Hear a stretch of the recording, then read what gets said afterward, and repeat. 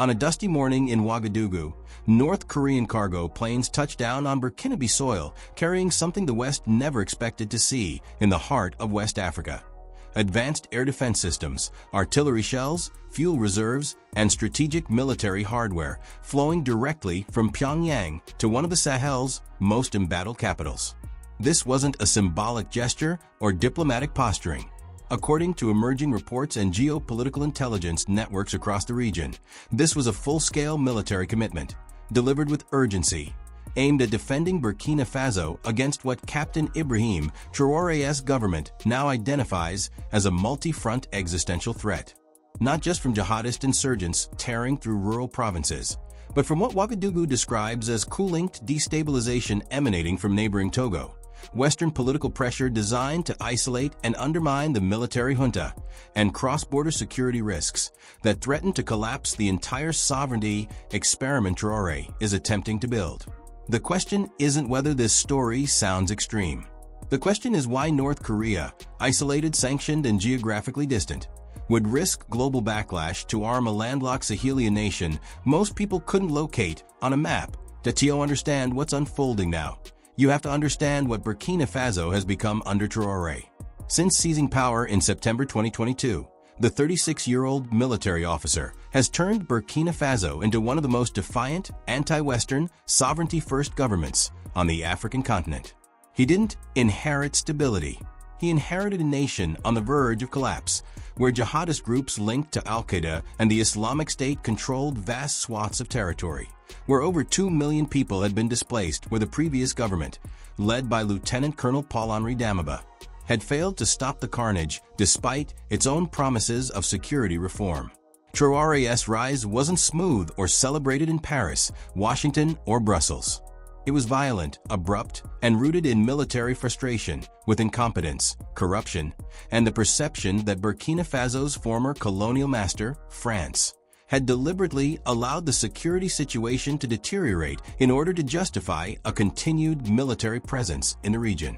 Within months of taking power, Traoré expelled French troops, suspended French media outlets, and accused Paris of financing terrorist networks to destabilize the Sahel and maintain leverage over former colonies. Whether those accusations hold water is less important than the fact that millions of Burkinabe citizens and neighboring populations believe them, and that belief is now shaping policy, alliances, and military strategy across West Africa. But Traoré's defiance created a problem. When you eject Western military partners, when you nationalize gold mines previously controlled by foreign corporations, when you publicly accuse France and the United States of neo-colonial sabotage, you don't just lose diplomatic favor. You lose access to weapons, intelligence sharing, financial aid, and the security guarantees that come with being inside the Western sphere of influence. Burkina Faso's military, already stretched thin by years of insurgent violence, suddenly found itself fighting alone. Or so it seemed.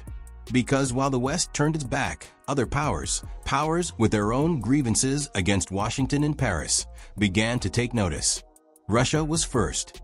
Wagner Group mercenaries, rebranded under new operational structures following Yevgeny Prigozhin's death, quietly moved into the region, offering tactical support, training, and a security model that didn't come with lectures about human rights or democratic governance.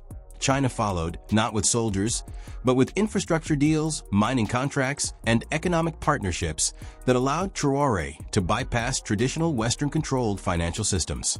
And now North Korea. This is where the narrative gets stranger and more strategically significant. North Korea has no historical presence in Burkina Faso.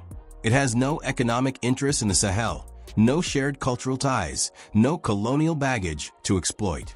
What it does have is a desperate need for foreign currency, a sophisticated weapons industry operating outside international oversight, and a willingness to deal with any government the West has isolated. Over the past decade, Pyongyang has quietly sold arms to Syria, Eritrea, and various non-state actors across the Middle East and Africa, often in violation of UN sanctions, often through shell companies and middlemen designed to obscure the transactions. But this time, According to the updated intelligence emerging from Ouagadougou and corroborated by regional security analysts, the involvement is direct, large-scale, and coordinated with both Moscow and Beijing. The shipments reportedly include ammunition stockpiles critical for sustaining prolonged military campaigns, fuel reserves to keep Burkina Faso's air force and armored units operational, artillery systems capable of shelling insurgent strongholds in remote border areas, and most controversially, advanced air defense platforms designed to protect the capital and key infrastructure from potential airstrikes or external military intervention. Why would Burkina Faso need air defense systems in the middle of a counterinsurgency campaign against lightly armed jihadist militias? Because the threat assessment has changed. According to the narrative now circulating within Traoré's government and among his regional allies in Mali and Niger, the danger is no longer confined to terrorist violence. The real threat, they argue, is external regime change. The real threat is what happened in Togo. Togo sits directly to the south of Burkina Faso, a narrow sliver of a country wedged between Ghana and Benin, ruled since 2005 by President Faure Gnassingbé, who inherited power from his father in what many international observers described as a dynastic succession rather than a democratic transition. For years, Togo operated as a stable, if authoritarian, partner to Western governments and regional organizations like ECOWAS, the Economic Community of West African States.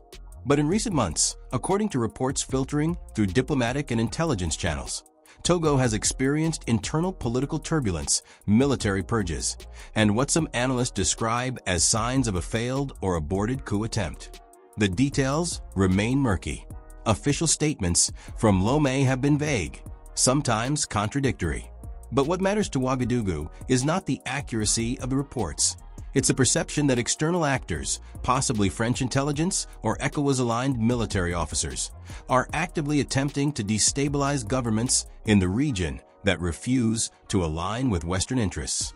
Traoré's government now frames Togo as a warning. If a relatively compliant government like Gnassingbé's can face internal subversion, what chance does a revolutionary military junta have? This fear is not abstract. Burkina Faso, Mali, and Niger have all experienced coups in the past 3 years. All three have expelled French forces. All three have faced sanctions, diplomatic isolation, and threats of military intervention from ECOWAS, which is heavily influenced by Nigeria and backed by France. In 2023, when Niger's military junta overthrew President Mohamed Bazoum, ECOWAS openly threatened to use force to restore constitutional order. That intervention never materialized, largely because Mali and Burkina Faso pledged to defend Niger militarily, effectively daring the regional bloc to trigger a broader war. But the threat was real, and the memory lingers. Traoré knows that his government is vulnerable not just to insurgent attacks, but to political destabilization efforts designed to fracture his coalition, turn his officers against him, or create the pretext for foreign intervention. This is where the Togo situation becomes critical. If Ouagadougou believes that coup-linked activity in Togo is being orchestrated or exploited by external powers to encircle and pressure Sahelian juntas, then the arrival of North Korean air defense systems isn't paranoia. It's strategic preparation. And it's not happening in isolation. Russia and China are both deeply invested in this geopolitical realignment. Moscow sees the Sahel as a theater where it can expand influence, secure access to critical minerals, and challenge French and American dominance without deploying massive troop numbers or risking direct confrontation with NATO. Wagner's presence, now operating under different branding but with the same objectives, gives Russia leverage, intelligence access, and a foothold in a region that controls significant gold, uranium, and rare earth deposits. China, meanwhile, is playing a longer game. Beijing is less interested in military bravado and more focused on economic entrenchment. Chinese firms are building roads, bridges, telecommunications infrastructure, and energy projects across Burkina Faso, Mali, and Niger. These aren't charity projects. They're strategic investments designed to lock African governments into debt relationships, supply chain dependencies, and political alignments that make it harder for those governments to pivot back toward the West. North Korea fits into this ecosystem as the wild card supplier. The arms dealer willing to provide what Russia and China cannot or will not openly deliver due to international scrutiny. Pyongyang doesn't care about UN resolutions or sanctions enforcement. It cares about hard currency, and Burkina Faso, flush with nationalized gold revenues and desperate for military hardware, is a willing buyer. But let's step back from the hardware and the headlines and ask the more fundamental question. What does this mean for West Africa, for global geopolitics, for the fragile balance of power that has governed the Sahel for decades? Because this isn't just about one country buying weapons from another. This is about the collapse of a security architecture built on Western military presence, French linguistic and cultural dominance, and the assumption that African states, particularly former colonies, would remain dependent on Europe for defense, development, and political legitimacy. That assumption is now in ruins. Across the Sahel, from Mauritania to Chad, governments are reassessing their relationships with France, questioning the value of ECOWAS membership, and exploring alternative partnerships with Russia, China, Turkey, Iran, and yes, even North Korea. The common thread isn't ideology, it's sovereignty.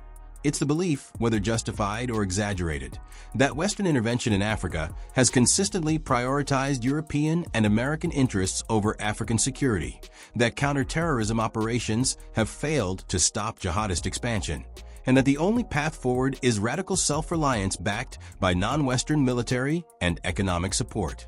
This is where the story becomes more than a regional crisis. This is where it becomes a test case for what the global order looks like when Western influence fractures, when middle powers like Russia and North Korea find openings in the chaos, and when African governments decide that aligning with authoritarian regimes is preferable to remaining in a system they perceive as exploitative and ineffective. Burkina Faso is not unique. It's a prototype. If Traore succeeds, if he can stabilize the country, defeat or contain the insurgency, and maintain power without Western support, then every other African nation facing similar pressures will take note. They'll ask why they need French troops if Russian mercenaries can do the job. They'll ask why they need IMF loans if Chinese infrastructure deals come with fewer conditions. They'll ask why they need to respect Western human rights concerns if their populations care more about security, jobs, and national pride than about meeting European governance standards. And the West is watching, increasingly alarmed, but increasingly powerless to reverse the trend. France has already lost Mali, Burkina Faso, and Niger. Its remaining influence in West Africa is concentrated in Senegal, Ivory Coast, and Benin, countries that have so far resisted the anti-French wave but are under growing domestic pressure to reconsider their alignments. The United States, distracted by Ukraine, the Middle East, and strategic competition with China in the Indo-Pacific, has no coherent policy for the Sahel beyond vague commitments to counterterrorism and concern about Russian expansion. ECOWAS, once a credible regional power broker, is now paralyzed by internal divisions, with Nigeria struggling to manage its own security crises and Ghana facing economic collapse. Into this vacuum, North Korea, Russia, and China are stepping not because they have grand ideological visions for African liberation, but because they see opportunity, leverage, and profit in places the West has abandoned or failed. But here's the uncomfortable truth that no one in Ouagadougou, Moscow, or Beijing wants to say out loud. This strategy is incredibly fragile. North Korean weapon systems, while functional, are not cutting edge. Russian mercenaries are effective in the short term, but prone to human rights abuses that alienate local populations and create long-term instability. Chinese infrastructure projects often rely on imported Chinese labor, saddle recipient countries with unsustainable debt, and fail to generate the local jobs and development they promise. Burkina Faso's economy is still in shambles. Inflation is rising. Displacement is still massive. The insurgency, despite military gains in some areas, is far from defeated. And Traore, for all his charisma and defiance, is still a military officer who seized power by force, governs without democratic legitimacy, and faces the constant risk of internal betrayal, assassination, or another coup. The air defense systems from Pyongyang might protect him from external intervention, but they won't stop a bullet from one of his own officers if the military loses faith in his leadership. And then there's the Togo factor. If the reports of coup-linked instability in Lomé are accurate, and if external actors are indeed attempting to destabilize governments across the region, then Burkina Faso's defensive posture makes sense. But if those reports are exaggerated, if the Togo situation is being used as a pretext to justify militarization and authoritarian control, then Traore risks creating the very crisis he claims to be preventing. Heightened security measures, increased military spending, and reliance on foreign arms dealers can drain national resources, alienate civilian populations, and create a siege mentality that makes compromise, dialogue, and political transition impossible. This is the trap that many revolutionary governments fall into. They become so focused on external threats, real or imagined, that they neglect internal governance, economic development, and the basic needs of their people. And when that happens, when citizens lose hope that their government can deliver security and prosperity, insurgencies grow stronger, not weaker. So what happens next? The most immediate question is whether this North Korean military support will actually make a difference on the ground. Can Burkina Faso's military, equipped with new artillery and air defense systems, push back the jihadist groups that have controlled large parts of the country for years? Can Traore consolidate his power, prevent internal coups, and maintain his alliance with Mali and Niger long enough to create a viable alternative security bloc in the Sahel? Or will this gamble collapse under the weight of economic strain, military overreach, and the inherent instability of authoritarian rule? The second question is what role ECOWAS, France, and the United States will play. Will they accept this new reality and attempt to engage diplomatically with governments they once threatened to overthrow? Will they impose harsher sanctions, attempt covert destabilization, or simply disengage and let the region spiral into further chaos? And the third question, the one that should concern everyone watching this unfold, is what precedent this sets for the rest of Africa and the global South. If Burkina Faso proves that a country can survive and even thrive outside the Western-led international order, other nations will follow. If it fails, it will be held up as proof that rejecting Western partnership is a path to ruin. Right now, in the dusty streets of Ouagadougou, in the remote villages where insurgents still operate, in the capitals of neighboring countries watching this experiment with equal parts hope and fear, no one knows which outcome is more likely. What is clear is that the Sahel is no longer a peripheral concern, a footnote in the broader story of global geopolitics. It is a front line, a testing ground, a place where the future of sovereignty, security, and international alignment is being decided not by diplomats in Geneva or Brussels, but by military officers, arms dealers, and populations desperate for any government that can protect them and give them a reason to believe in tomorrow. The arrival of North Korean weapons in Burkina Faso is not just a transaction, it's a signal. A declaration that the old rules no longer apply, that new alliances are forming, and that the map of global power is being redrawn in places most people never thought to look. Whether that redrawing leads to stability or catastrophe is still an open question. But the fact that it's happening at all should tell you everything you need to know about the world we're living in now. The phone call came through encrypted channels. Within 48 hours, a military transport landed under cover of darkness at an undisclosed airstrip in Burkina Faso. The passengers were not aid workers or diplomats. They were North Korean Special Forces operatives, counterintelligence specialists trained in one of the most secretive military apparatuses on Earth. Their mission was singular and direct: protect Captain Ibrahim Traoré from a coup that intelligence agencies claim is already in motion. This is not a drill. This is not speculation.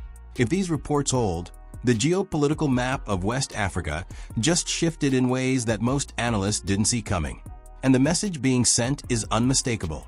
Anyone plotting to remove Traoré by force is no longer dealing with just Burkina Faso.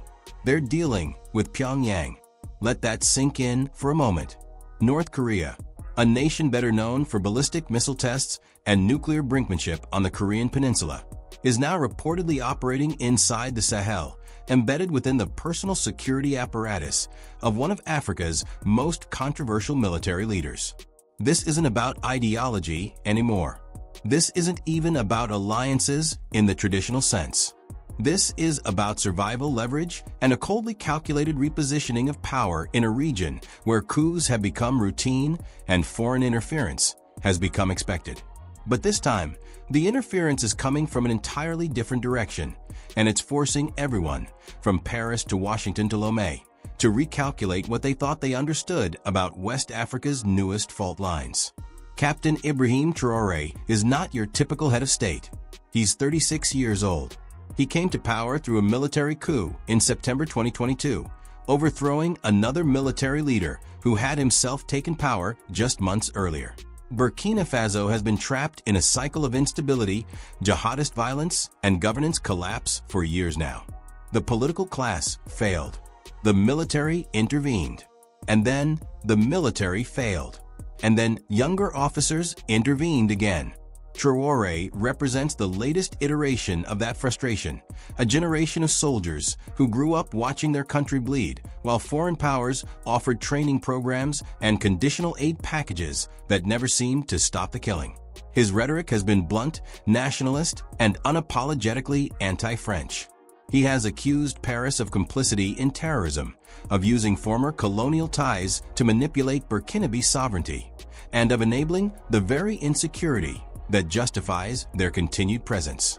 Whether you agree with that analysis or not, it resonates deeply in a country where French military bases existed for decades and where jihadist violence has only escalated. Traoré didn't just criticize France. He acted. French troops were expelled. Diplomatic relations were strained to the breaking point. And Burkina Faso, along with Mali and Niger, began forming what some analysts are calling an axis of military-led Sahelian resistance. They withdrew from the economic community of West African states. They severed ties with traditional Western security partners, and they started looking elsewhere for support. Russia moved in with Wagner Group mercenaries, now rebranded under different operational structures, but still very much present. And now, apparently, North Korea has entered the picture. Not in a symbolic way, not through distant diplomatic gestures, but on the ground in the capital, embedded within the inner circle of a leader who clearly believes his life is in danger. The intelligence reports are specific. Coup plotters allegedly connected to Togo and France are said to be actively working to destabilize Traoré's government. The claim is that this isn't just internal discontent. It's coordinated, it's funded, and it's being organized from beyond Burkina Faso's borders.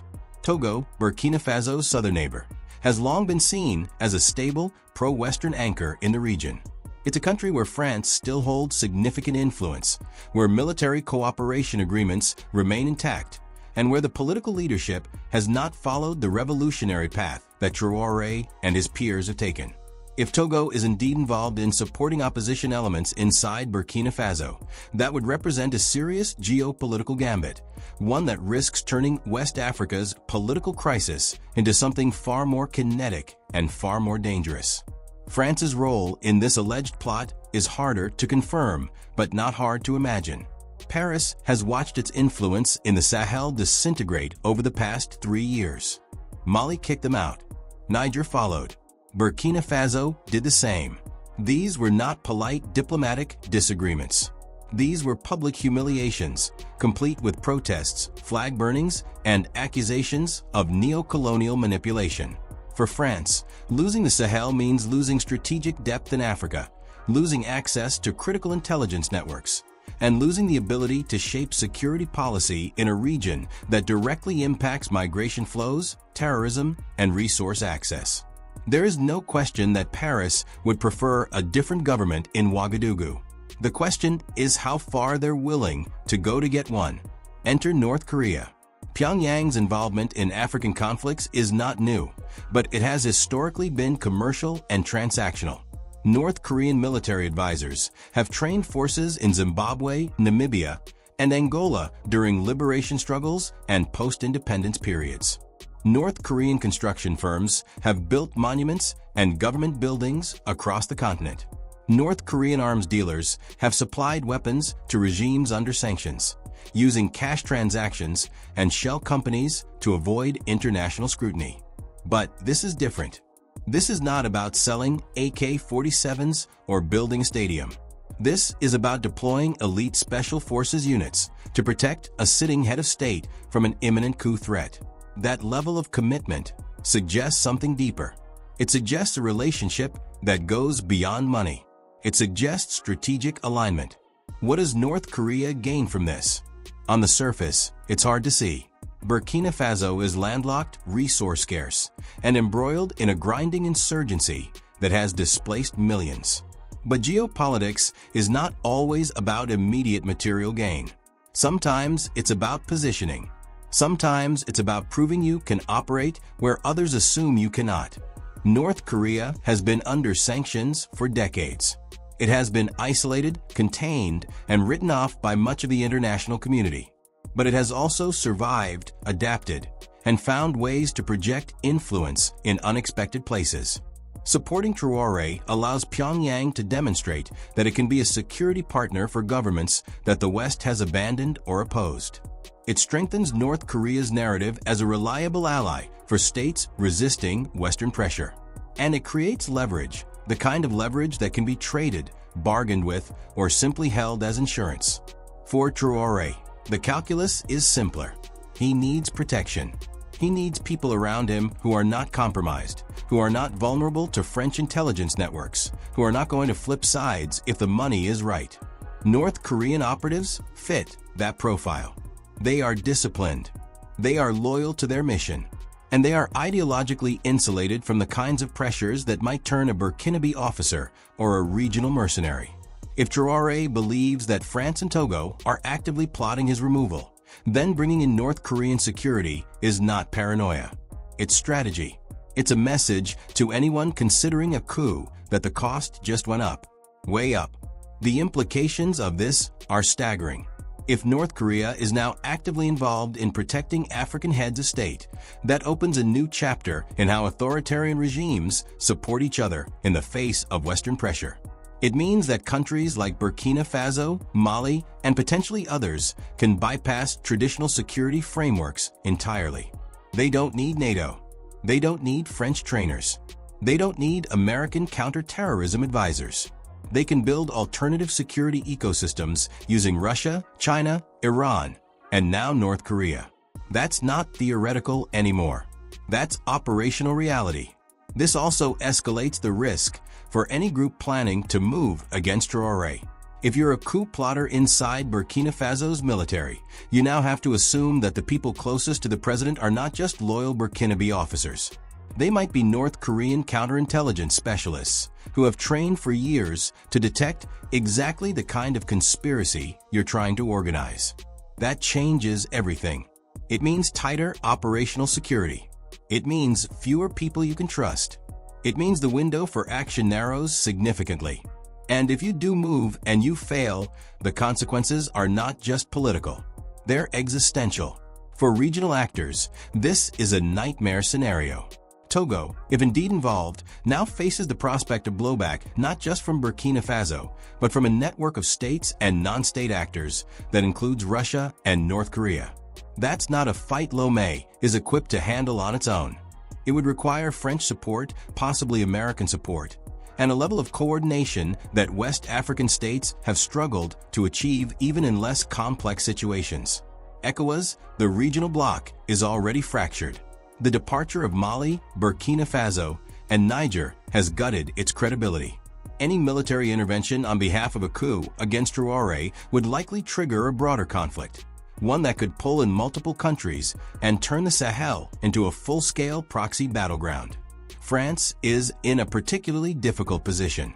If they are indeed backing efforts to destabilize Traore, they are now doing so knowing that North Korea is on the other side. That raises the stakes dramatically. It's one thing to support internal opposition groups or pressure governments through diplomatic and economic means.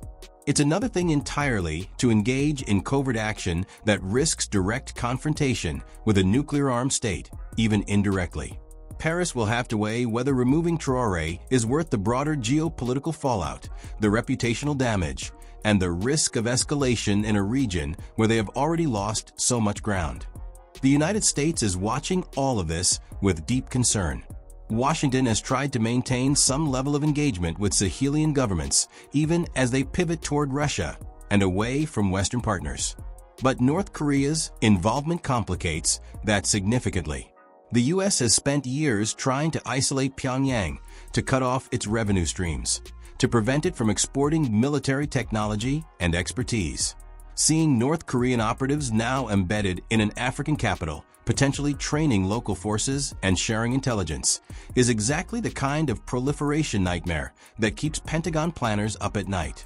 It also raises questions about how North Korea is funding these operations, what they're being paid in, and whether this represents a new revenue model for a regime desperate for hard currency. Russia, meanwhile, is likely pleased. Moscow has positioned itself as the primary alternative security partner for West African states, rejecting French influence. But Russia is stretched thin. Ukraine is consuming enormous resources. Wagner's operations in Africa have been disrupted by internal power struggles and the death of Yevgeny Prigozhin. Having North Korea step in to support a key ally like Traore takes pressure off Moscow, while reinforcing the broader narrative that there is a viable alternative to Western hegemony. It also deepens the integration of these so-called pariah states into a functional network of mutual support. This isn't just rhetoric. This is operational coordination. China's position is more ambiguous. Beijing has significant economic investments across West Africa. It has generally avoided taking sides in coups and political crises, preferring to work with whoever is in power. But North Korea's involvement creates complications. China is North Korea's most important economic and diplomatic partner, but it has also tried to distance itself from Pyongyang's more provocative actions. If North Korean forces are now operating in Africa under Chinese knowledge or even tacit approval, that shifts the dynamic. It suggests that Beijing is willing to tolerate or perhaps even support a more aggressive North Korean foreign policy, as long as it serves broader strategic goals of countering Western influence. What happens next could redefine the region. If the alleged coup plot moves forward, it will be met with a level of resistance that previous attempts in West Africa have not encountered. North Korean operatives do not operate like local security forces. They are trained to detect, disrupt, and neutralize threats with extreme prejudice. If plotters are identified, they will not receive trials. They will disappear. That kind of ruthlessness might stabilize Traore in the short term, but it also entrenches a model of governance based on fear, surveillance, and external dependence. Burkina Faso's future under that system is grim, not because Traore is necessarily worse than his predecessors, but because the structures being built around him are designed for control, not accountability. If the coup plot does not materialize, or if it is disrupted before it gains momentum, Traore will emerge stronger. He will have survived another challenge. He will have demonstrated that he can reach beyond traditional alliances to secure his position. And he will have sent a message to his neighbors and to Paris that Burkina Faso is not isolated, that it has friends willing to take serious risks on its behalf. That emboldens him. That gives him room to consolidate power, to purge potential threats, and to deepen ties with the very actors that Western governments have spent decades trying to marginalize. The broader question is what this means for sovereignty and intervention in Africa. For years, the debate has centered on French interference, on neo-colonialism, on the ways in which former colonial powers maintain influence through military bases, currency arrangements, and diplomatic pressure. But now the conversation has to expand. North Korea intervening to protect an African leader is interference just as much as French support for coup plotters would be. The difference is the narrative. Traore and his allies will frame North Korean support as legitimate self-defense against Western aggression. France and its partners will frame it as dangerous authoritarian collaboration. Both narratives contain truth. Both obscure complexity. And both serve strategic interests that have little to do with the well-being of ordinary Burkinabe citizens caught in the middle of all this. This is where the stakes become clear. West Africa is not just experiencing a wave of coups. It is experiencing a fundamental realignment of power, one that challenges assumptions about who gets to influence African politics and how. The old model, where France and the United States set the terms and African leaders either complied or were replaced, is breaking down. The new model is multipolar, chaotic, and unpredictable. It includes Russia, China, Turkey, the Gulf states, and now North Korea. It includes private military companies, intelligence networks, and non-state actors operating with increasing autonomy. And it includes African leaders who are willing to gamble on unconventional partnerships if it means staying in power. The risk is that this multipolar competition becomes militarized, that coups beget counter-coups, that proxy conflicts spread, and that the Sahel becomes a permanent zone of instability where no single actor has enough control to impose order, but every actor has enough influence to prevent their rivals from succeeding. That is a recipe for state collapse, for refugee crises, for jihadist expansion, and for human suffering on a scale that dwarfs even the current horror. And it is a scenario that becomes more likely with every new foreign intervention, every new arms shipment, every new covert operation. Traore is betting that North Korea's support will keep him alive long enough to consolidate power and deliver on his promises to secure Burkina Faso. That is a high-stakes bet. North Korean operatives can protect him from a coup, but they cannot defeat jihadist insurgents who control vast swaths of the countryside. They cannot fix the economy. They cannot restore trust in government institutions. They cannot address the grievances that led to the coup cycle in the first place. What they can do is buy him time. Whether he uses that time wisely, whether he builds something sustainable or simply entrenches himself until the next crisis, remains to be seen. For France, for Togo, for ECOWAS, and for the broader international community, the calculation is now different. Moving against Traore is no longer just a question of internal Burkinabe politics. It is a question of confronting a leader who has powerful, unconventional backers willing to escalate. That does not make him untouchable, but it does make the cost of removing him significantly higher. And in geopolitics, cost matters. Sometimes it matters more than principle. The presence of North Korean forces in Burkina Faso is a symptom of a larger breakdown. It is a breakdown of the post-Cold War consensus that the West would remain the dominant security actor in Africa. It is a breakdown of regional institutions that were supposed to manage crises without external interference.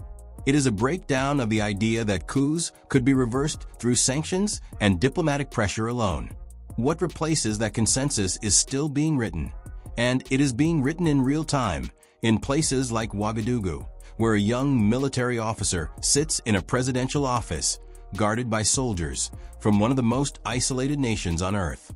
This is not the West Africa that diplomats planned for. This is not the trajectory that development agencies expected. This is something rawer, more desperate, and far more dangerous. And the question that no one can answer yet is whether this moment represents a brief anomaly, a strange footnote in the region's history, or the beginning of a new era where traditional alliances mean nothing, and survival means partnering with whoever is willing to stand with you, no matter how far outside the system they operate. Traore has made his choice. North Korea has made its move. Now the rest of the region has to decide how to respond, knowing that any move they make could trigger consequences that spiral far beyond their control.